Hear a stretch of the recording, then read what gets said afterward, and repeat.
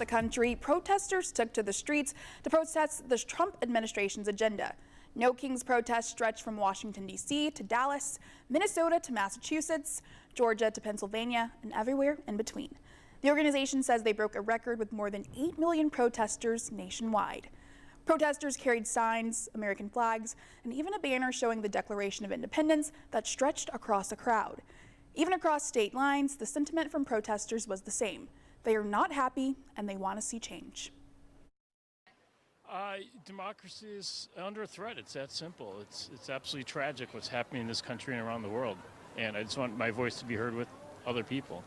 I'm here because I can't stand the Trump presidency. I think he's destroying American democracy. And the longer he goes relatively unchallenged, the more dangerous it becomes. More than 3,100 rallies were planned in all 50 states, according to No Kings organizers. Jen Sullivan has highlights from across the United States. No Kings protests held in cities across the country Saturday as demonstrators push back on what they call authoritarianism and overreach by President Donald Trump and his administration. What is happening in America right now is wrong. It's destruction of democracy. It's absolutely tragic what's happening in this country and around the world. And I just want my voice to be heard with other people. More than 3,100 rallies were planned in all 50 states, according to organizers.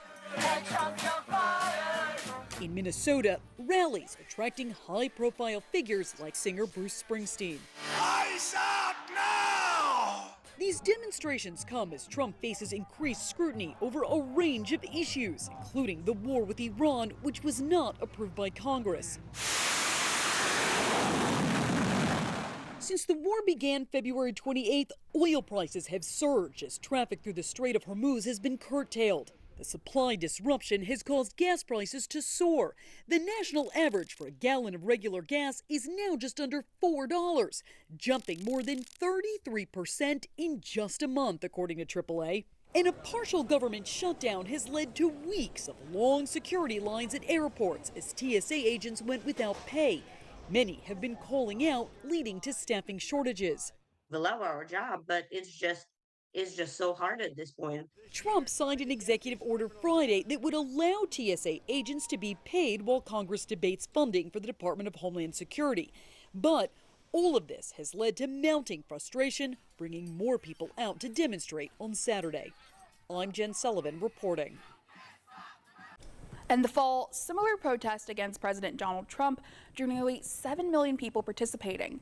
In Knoxville, today's protest was the third No Kings protest to come to the scruffy city.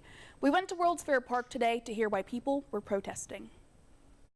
I think first of all, it shows more people are coming out.